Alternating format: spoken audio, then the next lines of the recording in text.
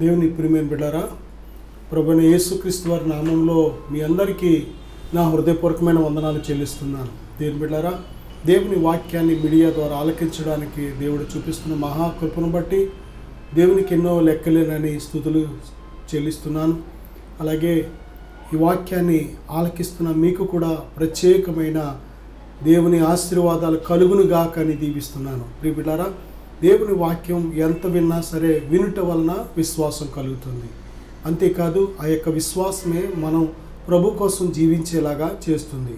నీతిమంతుడు విశ్వాస మూలంగా జీవించునని ప్రభు సెలవిచ్చిన రీతిగా మరి మన విశ్వాసం అంతకంతకు అభివృద్ధి చెంది మహిమ నుండి అత్యధిక మహిమలోకి మనలను నడిపించడానికి ఉపయోగపడుతుంది.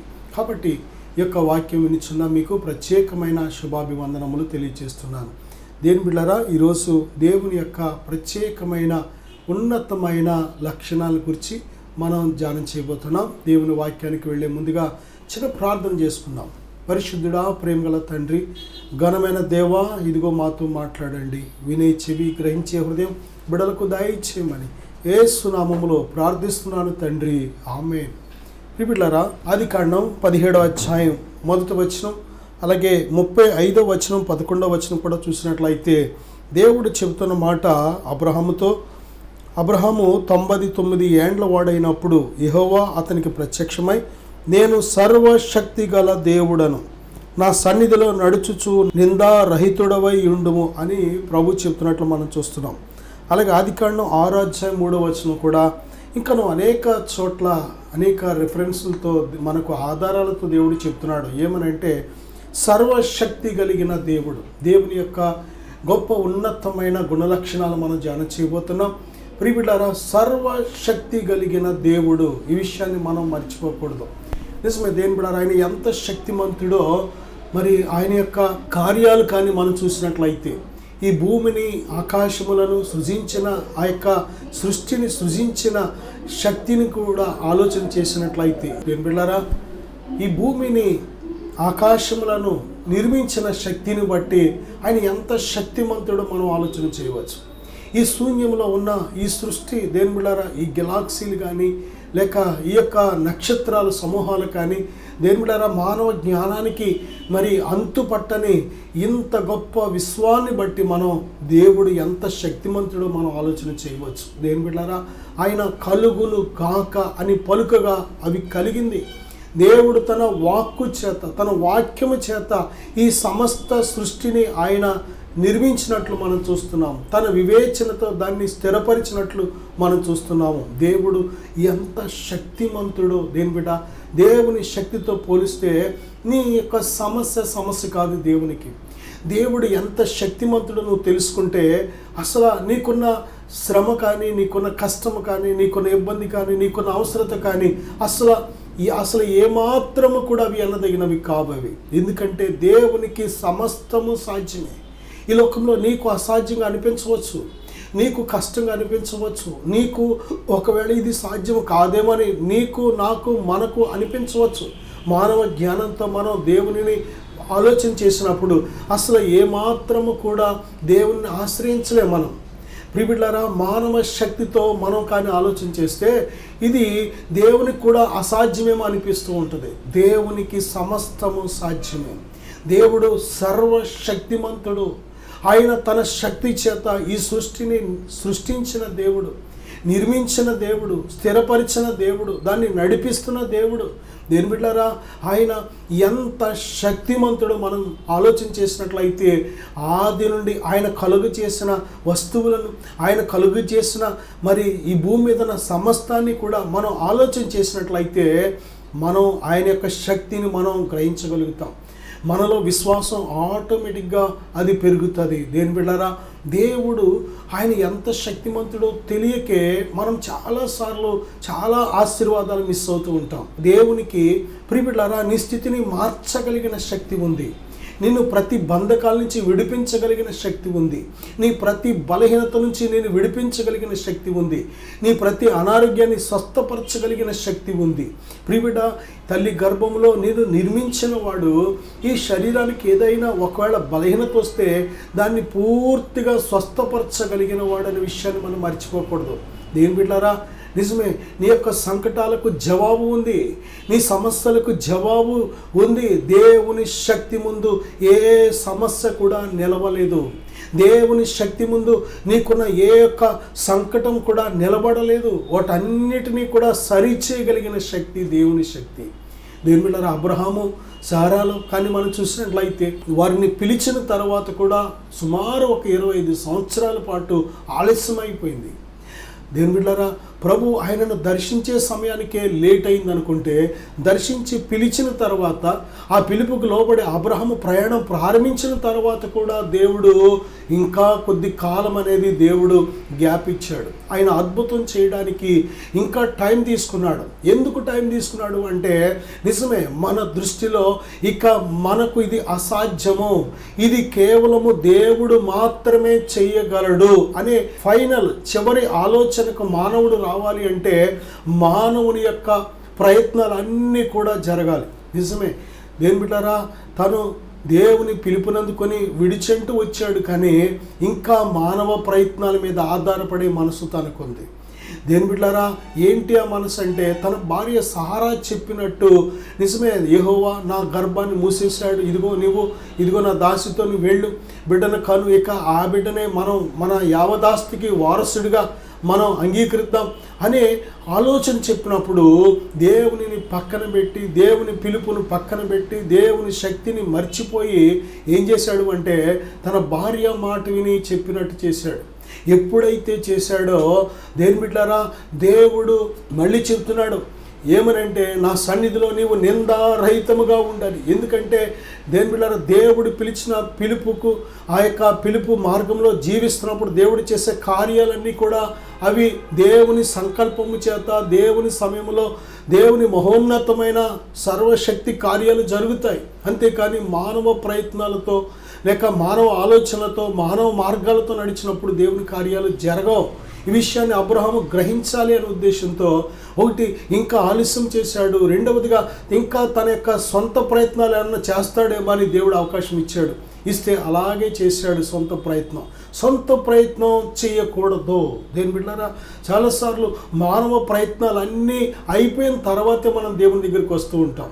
12 సంవత్సరాల రక్తస్రావ స్త్రీ కూడా ఎంతోమంది వైద్యుల దగ్గరికి వెళ్ళింది, ఎన్నో తిప్పలు పడింది, ప్రియబిడ్డ ఎంతో ధనాన్ని ఖర్చు పెట్టింది.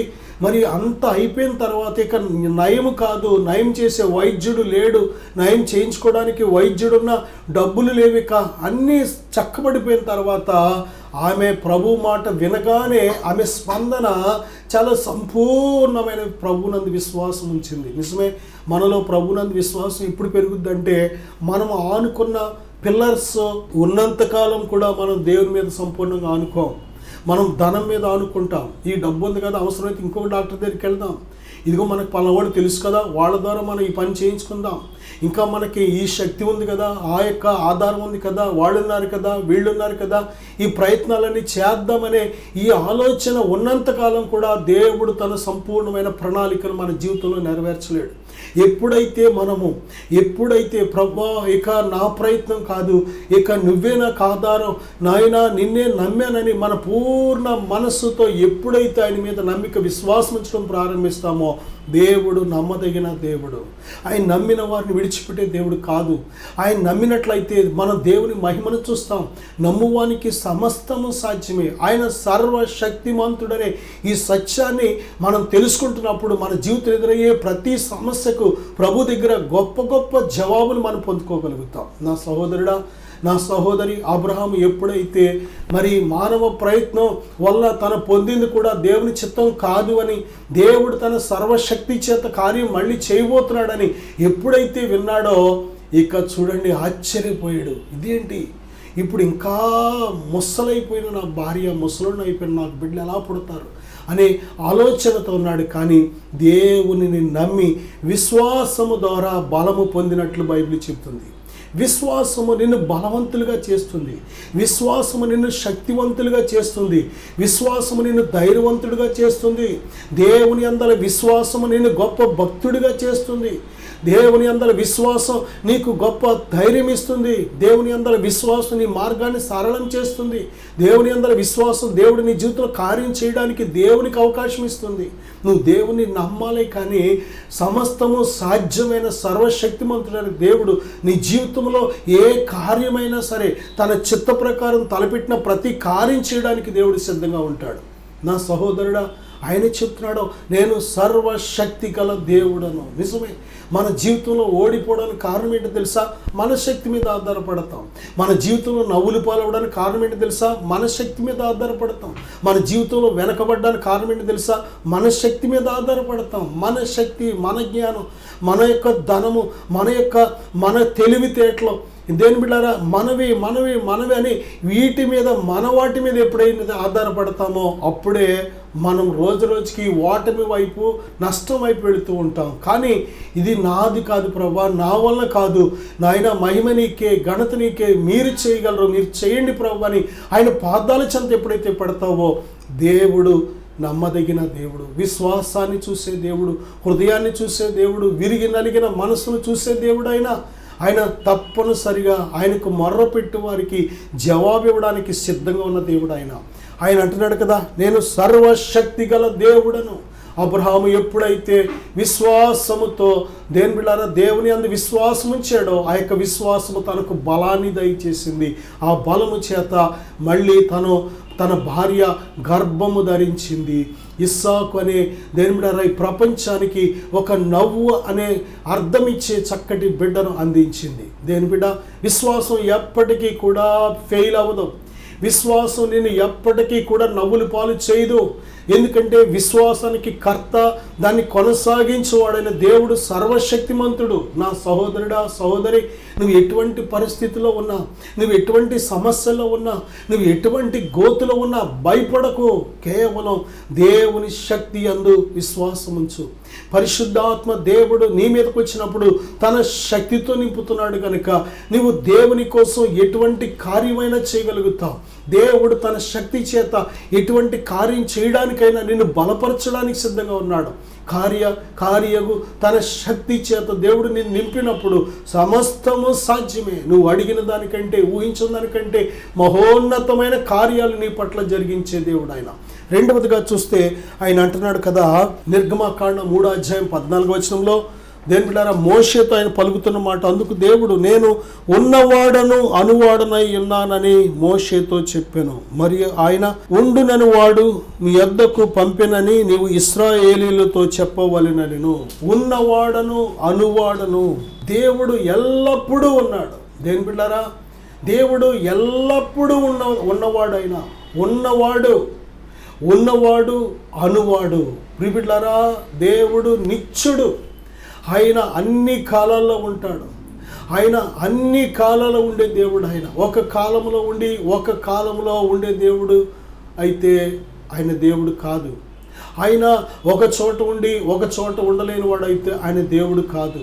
దేవుని బిడ్డలారా, ఆయన సర్వోన్నతుడు, ఓమ్ని ప్రెజెంట్. ఆయన సర్వశక్తిమంతుడు, ఓమ్ని పవర్. చూసారా, సర్వశక్తిమంతుడు, సర్వోన్నతుడు, అలాగే ఓమ్ని పవర్, సర్వాధికారి. ఈ లోకంలో అధికారులు, ఈ రాజ్యాధికారులు ఒక దేశం మీద, ఒక రాష్ట్రం మీద, ఒక ప్రాంతం మీద, ఒక వర్గం మీద, ఈ విధంగా అధికారులు ఉంటూ ఉంటాం.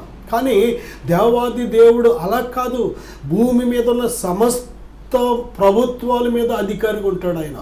దేని బిడ్డారా, అంతేకాదు ఈ సమస్త సృష్టిని కూడా తన అధికారము చేత, తన శక్తి చేత, తన బలము చేత, తన మహిమ చేత నడిపిస్తున్నాడు ఆయన.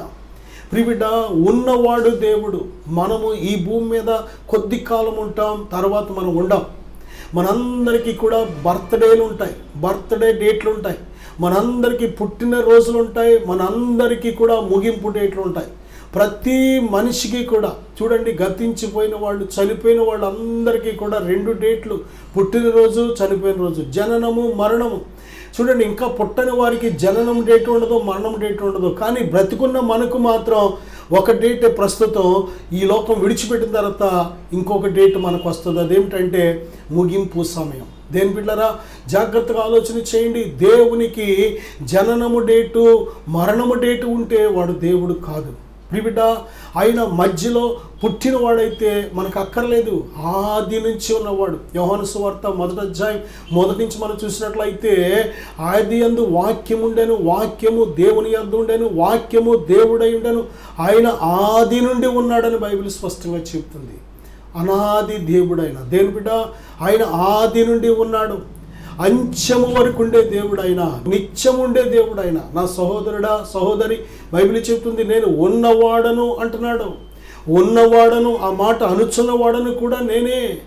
ప్రియబిడ్డ, ఉన్నవాడు అనువాడైన దేవుడు ఇదిగో నిన్ను పంపించాడు ఇశ్రాయేలుతో, ఆ యొక్క వారితో చెప్పు అని మోషేతో చెబుతున్నాడు. నా సహోదరుడా, నా సహోదరి, ఇదిగో మోషే అయితే నమ్మట్లేదు, ప్రభువా వాళ్ళు నా మాట నమ్మరయ్యా అని చెబుతుంటే, ఇదిగో వాళ్ళు నమ్మేలాగా ఈ కార్యాలు చెయ్యి అని దేవుడు 2 కార్యాలు సింపుల్గా శాంపుల్గా ఇచ్చాడంతే. ఆయన ఆ కర్రను కింద పడేయమంటే పాము అయింది, అలాగే చేతిని శంకలో పెట్టుకోమంటే అది తెల్లగా కుష్టి వ్యాధితో నిండిపోయింది, మళ్ళీ పెట్టుకుంటే వ్యాధి లేని మామూలు చేయగా అయిపోయింది. ఆ పాము అయిన కర్రను కూడా, ఆ పాము రూపంలో ఉన్న కర్రను పట్టుకుంటే మళ్ళీ అది కర్ర అయిపోయింది. ఈ 2 అద్భుతాలు చేయమన్నప్పుడు, చేసినప్పుడు ఆ ఫరో తనతో ఉన్న అధికారులు అందరూ నవ్వుతున్నారు. ఎందుకంటే తన ప్రక్కనున్న మంత్రజ్ఞులు కూడా ఆ విధంగా చేయగలరని. ప్రియబిడ్డలారా, వారు కూడా కర్రలు వేసి పాములు చేసినప్పుడు జరిగింది ఏంటో తెలుసా? మోషే చేసిన కర్ర పామయ్యి వారి పాములను తినేసినప్పుడు వారు చెబుతున్న మాట ఏంటో తెలుసా? ఇది దేవుని శక్తి, ఇది దేవుని శక్తే కానీ ఇది మంత్రశక్తి కాదని వారు చెబుతున్నారు. మంత్రాలు ఆరితేరిన ఆ యొక్క సమూహాలు చెబుతున్నారు, అధికారులు చెబుతున్నారు. దేని ప్రియబిడ్డలారా, దేవుని శక్తి ముందు ఏ శక్తి నిలబడలేదనే విషయాన్ని నువ్వు గ్రహించాలి.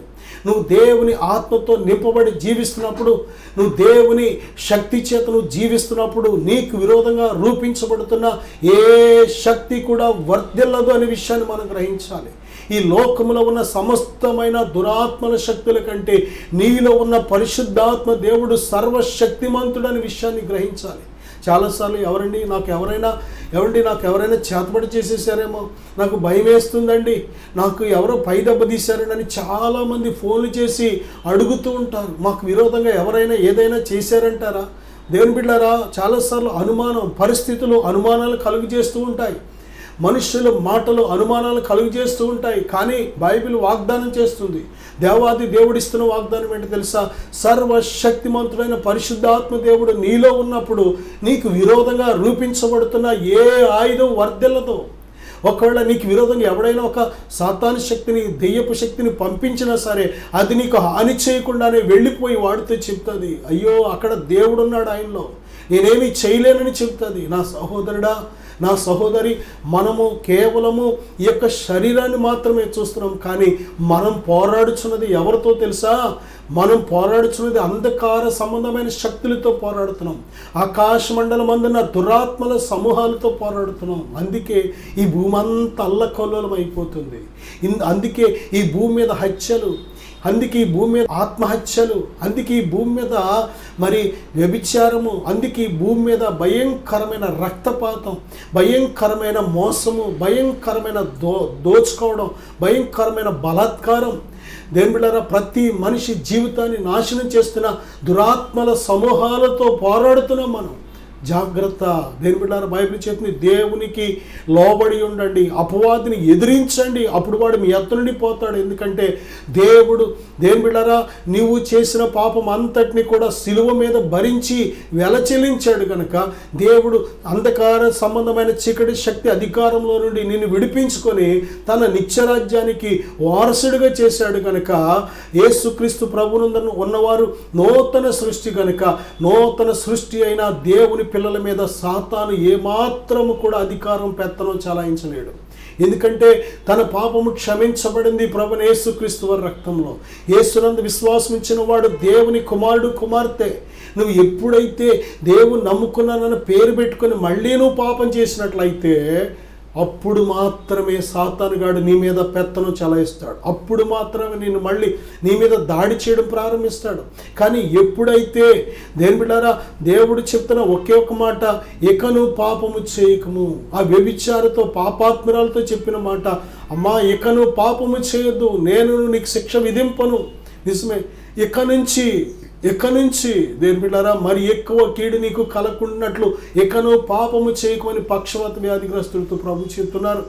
దేని బిడ్డ, ప్రభు యొద్దకు రానంత వరకు నీ జీవితంలో ఎలాగ బ్రతికావో, ఎంత ఘోరంగా బ్రతికావో, దుర్మార్గంగా బ్రతికావో, అసహ్యంగా బ్రతికావో, ఎంత తిరుగుబాటు చేసి బ్రతికావో, నీ పాస్ట్ని దేవుడు గుర్తించుకోవట్లేదు. అదంతటిని కూడా సముద్రాగాధంలో పడేస్తున్నాడు. తండ్రి తన కుమారుల ఎడల జాలి పడినట్లు దేవుడు మన పట్ల జాలి పడుతున్నాడు కనుక ప్రియబిడ్డ, ఆయన సర్వశక్తిమంతుడు. తన శక్తి చేత, తన రక్తము చేత నేను కడిగి నూతన పరుస్తున్నాడు కనుక, దేవుని ఆత్మ నీలో నివసిస్తున్నారు కనుక నీకు విరోధంగా రూపించబడిన ఏ ఆయుధం కూడా వర్తిల్లదు. నా సహోదరుడా, నా సహోదరి, దేవుడు నిన్ను ప్రేమిస్తున్నాడు. శాశ్వతమైన ప్రేమతో నిన్ను ప్రేమిస్తున్నాడు. ఆయన నీ పట్ల ఎంతగానో కృప చూపించాలని ఆశపడుతున్నాడు. ఆయన కృపను వ్యర్థపరుచుకోవద్దు ప్రియబిడ్డ. ఆయన సర్వశక్తిమంతుడు. రెండవదిగా ఆయన ఉన్నవాడు అనువాడు. నువ్వు ఎక్కడ ప్రార్థన చేసినా ఆలకిస్తాడు. నువ్వు ఎప్పుడు ప్రార్థన చేసినా ఆలకిస్తాడు. నువ్వు ఎప్పుడు పిలిచినా తండ్రి అంటే చాలు. మన ఆత్మకు తండ్రి ఒక్కడే. సమస్త మానవుల ఆత్మలకు తండ్రి ఒక్కడే, ఉన్నవాడు అనువాడు. ఈ శరీరానికి మాత్రమే అమ్మా నాన్న తల్లి తండ్రి, కానీ ఆత్మలకు తండ్రి పరలోకమందున్నాడు. ఆయన భూమి అందంతటా ఆయన మనస్సును, ఆయన ఆత్మను, ఆయన ప్రభావాన్ని, ఆయన మహిమను కుమ్మరించి ఉన్నాడు. కనుక దేని బిడ్డలారా, ఆయన ఆత్మ ప్రభావంతో నింపి ఉన్నాడు కనుక ప్రతి చోట నువ్వు ఎప్పుడు ప్రార్థించినా, ఎప్పుడు ఎక్కడ ప్రార్థించినా దేని బిడ్డ, ఆయన నీ ప్రార్థన, నీ మనవి ఆలకించడానికి సిద్ధంగా ఉన్నాడు. దేని బిడ్డ, అందుకే దావీదు అంటున్నాడు, నీ యొక్క ప్రభావము ఎంత గొప్పది అంటున్నాడు భక్తుడు. భూమి అందంతటా నీ ప్రభావము ఎంత గొప్పది, నీ నామం యొక్క ప్రభావము ఎంత గొప్పది, ఆయన సన్నిధి యొక్క ప్రభావము ఎంత గొప్పది తెలుసా నా సహోదరుడా. అందుకే దావీదు అంటాడు కదా, నీ సన్నిధి నుండి నేను ఎక్కడికి వెళ్ళగలనయ్యా, నీ ఆత్మను నా యొద్ద నుండి తీసివేయొద్దు, నీ సన్నిధిలో నుండి నన్ను గెంటి వేయొద్దు అంటున్నాడు. కయీను హత్య చేసినప్పుడు, పాపము చేసినప్పుడు దేవుడు తన సన్నిధిలో నుంచి గెంటి వేసేసాడు. ఈ భూమి మీదే ఉన్నాడు కానీ దేశదిమ్మరిగా బ్రతకవలసి వచ్చింది. భూమి మీద ఉన్నాడు కానీ అందరికీ అసహ్యుడిగా బ్రతకవలసి వచ్చింది. దేవునికి దూరంగా బ్రతకవలసి వచ్చింది. కారణం ఏంటంటే దేవుని సన్నిధిలో నుంచి గెంటి వేయబడ్డాడు. ఈరోజు దేవుని బిడ్డలారా, దేవుడు ఆయన కృప చేత, ఆయన ప్రేమ చేత, ఆయన సన్నిధిలో బ్రతికే ధన్యత మనకిచ్చాడు. ఆయన సన్నిధిలో మనం ప్రార్థించే ధన్యత. ఆయన సన్నిధి అంటే మందిరము గోడలతో కట్టిన స్థలము కాదు. మనము ఎక్కడ ఉన్నా, ఎప్పుడైనా సరే మనము యేసుక్రీస్తు ప్రభువు అనగానే ఆయన సన్నిధి మనలను ఆవరిస్తుంది. ఆయన ఆత్మ మనతో ఉన్నారు. మనలను అనాథలుగా విడిచిపెట్టలేదు. ఆయన వాగ్దానం చేశారు, ఇదిగో నేను తండ్రిని వేడుకొందును మీ యొద్ద ఎల్లప్పుడూ ఉండుటకై వేరొక ఆదరణకర్తను ఆయన మీకు అనుగ్రహించును, ఆయన మీలో ఎల్లప్పుడూ నివాసము చేయనని ఆయన సన్నిధిని దేవుడు మనకు తోడుగా ఉంచాడు, ఇచ్చాడు. ఆయన సన్నిధిని మనం పోగొట్టుకోవద్దు. దయచేసి దేవుని బిడ్డలారా, ఇదిగో అల్పమైన తుచ్చమైన ఇచ్చల కోసం ప్రభు సన్నిధిని మీరు పోగొట్టుకోవద్దు. ప్రభు సన్నిధికి దూరముగా ఉండద్దు. ఆయనకు దూరంగా ఉండి మనము ఏమీ చేయలేము. బైబిల్ చెప్తుంది, నాకు దూరంగా ఉండి, యోహాను సువార్త 15:5 నాకు దూరంగా ఉండి మీరు ఏమీ చేయలేరు. నా యందు నిలిచి ఉండండి, మీ యందు నేను నిలిచి ఉంటానంటున్నారు ప్రభు. ఎవడు నా యందు నిలిచి ఉండునో, నేను ఎవరి యందు నిలిచి ఉండునో వాడు బహుగా ఫలించును. నా సహోదరుడా, దేవుని యందు నిలిచి ఉండు. దేవుడు సర్వశక్తిమంతుడు. రెండవదిగా ఆయన ఉన్నవాడు అనువాడు. ఆయన నామములో చేసే ప్రతి ప్రార్థన దేవుడు ఆలకించి జవాబులిస్తున్నాడు. దేని బిడ్డ, ప్రార్థన చేసుకుందాం, విశ్వాసముతో ఏకీవిద్దాం. పరిశుద్ధుడా, మా ప్రార్థనలు ఆలకించుచున్నవాడా, ఇదిగో మీ నామంలో 2-3 ఎక్కడ కూడియుందరో వారి మధ్య ఉందని సెలవిచ్చిన మా ప్రియమైన ప్రభువా, ఇదిగో ఈ ప్రార్థనలు ఏకీవిస్తున్న ప్రతి బిడ్డను ఇప్పుడే దర్శించండి, దీవించండి నాయన, బలపరచండి ప్రభువా. మీ శక్తిని గురించి వారు తెలుసుకునేటకు సహాయం దయచేయండి అయ్యా. నాయనా, ఇదిగో మీరు ఉన్నవాడు అనువాడు అని ఈ సత్యాన్ని తెలుసుకొని మీ యందు విశ్వాసం ఉంచి నాయన మీ మార్గములో కొనసాగుటకు సహాయం దయచేయమని యేసుక్రీస్తు వారి నామములో ప్రార్థిస్తున్నాను తండ్రి. ఆమేన్. God bless you.